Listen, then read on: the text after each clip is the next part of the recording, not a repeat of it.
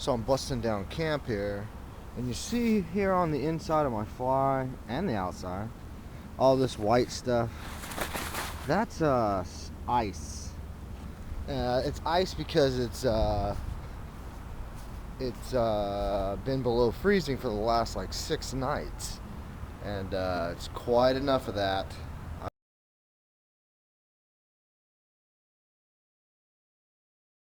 So I'm sitting outside the small town of Deridder, and you know, since I've entered East Texas, seems like every little convenience store and little shop sells sausage and biscuits, and they sell them for like $1 or $1.50. And almost every morning I stop and get one. It's starting to become a tradition.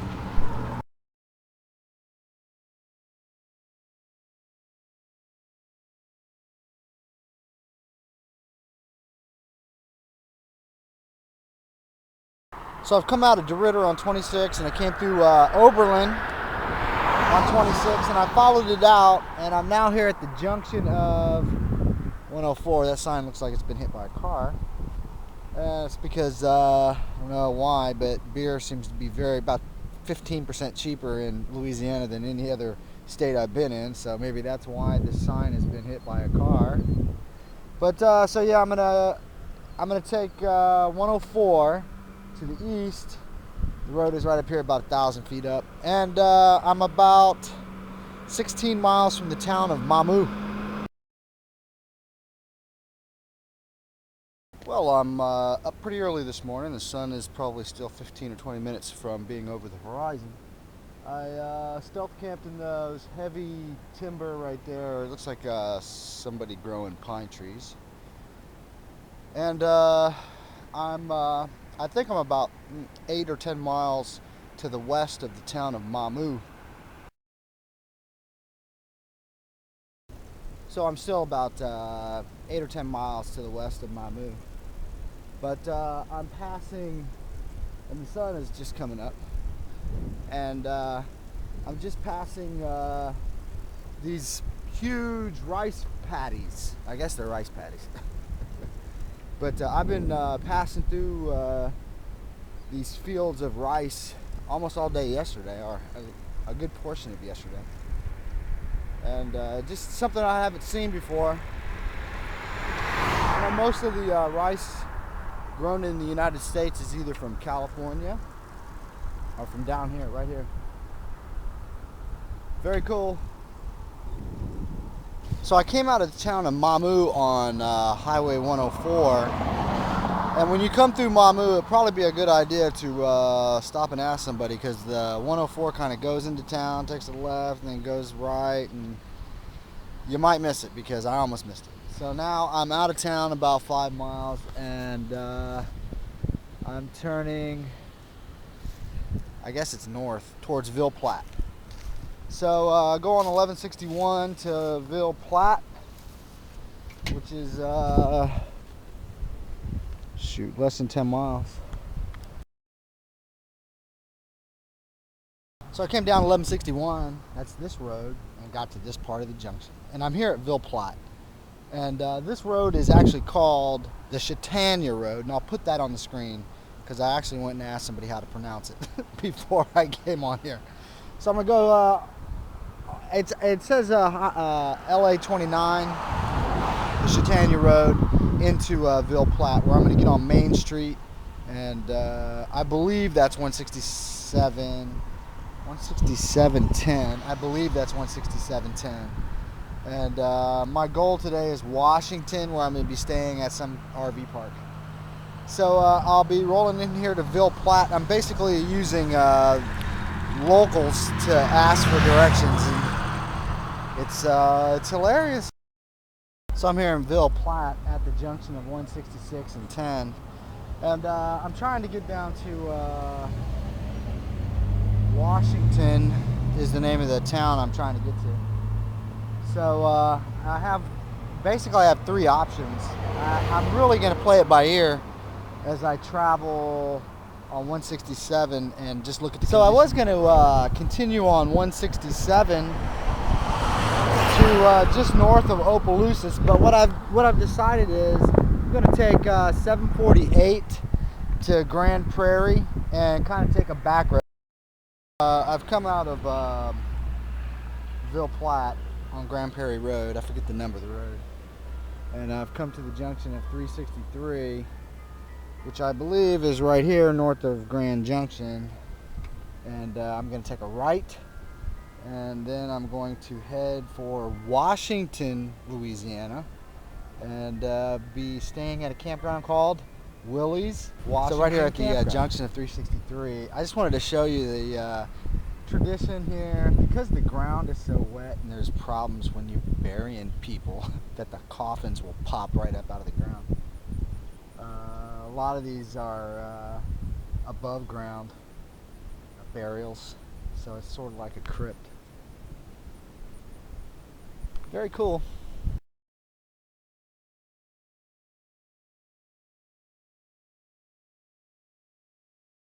So I'm here in Washington, Louisiana, at Willie's Washington Campground.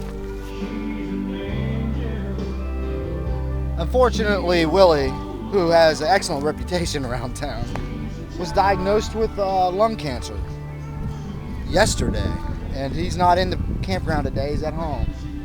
But this is a little campground here in Louisiana, very small town, Louisiana.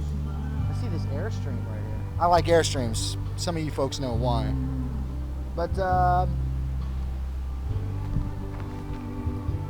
this is a bar here at the campground. There's a river right here.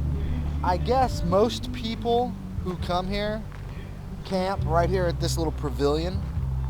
And obviously if it was going to rain or something, that's what I was going to do. But I think, they said I could camp anywhere. I think, because I have a feeling that it's going to be nice and loud all night, that either, I don't know if I might want to stay away from back there, and I might just come out here. But I have a feeling Willie's campground is going to be loud. It's nice, I can just go have a beer. As a matter of fact, I went and paid for my night of camping here, and had a beer at the bar. So I'm gonna go set up my camp and see what's happening. While I'm preparing my daily breakfast of oatmeal and cookies, I'm gonna give you my review of Willie's Washington Campground. So the town of Washington is right there on the other side of this bridge. There's a little creek or a river that runs right here. There's probably 40 RVs behind this building, which is the Country Cowboy Cajun Throwdown Honky Tonk. Not my style. I went in and had a beer, but just not my thing. The bathrooms and showers are absolutely disgusting. And I walked in one time and I didn't go back in there. I just went to these bushes right here. What Willie's does have is a lot of character, a little Cajun ambiance. You're very, very close to a town. There's a restaurant here called Steamboat Warehouse, which is outstanding. There's electricity, multiple places for charging. There's a laundromat, but you'll need to buy soap somewhere else. There's a small store in town, probably less than 2 blocks away. There's multiple covered pavilions, which, if it was raining, this could be a big, lifesaver, because this would not be a bad place to spend a day or two in a bad rainstorm. So that's good. So you can charge your electronics. There's a place to get a beer. You're very, very close to town. Restaurants, stores, banks, library is a block away. So it's cool in that regard. It's $10. If I was coming back through here, I would probably stay here again. Even though there's the bathrooms and showers, they should just bulldoze the little building it's in, because it probably was built in the 60s or 70s and it hasn't been cleaned since. But anyway, that's my review of Willie's Washington Campground.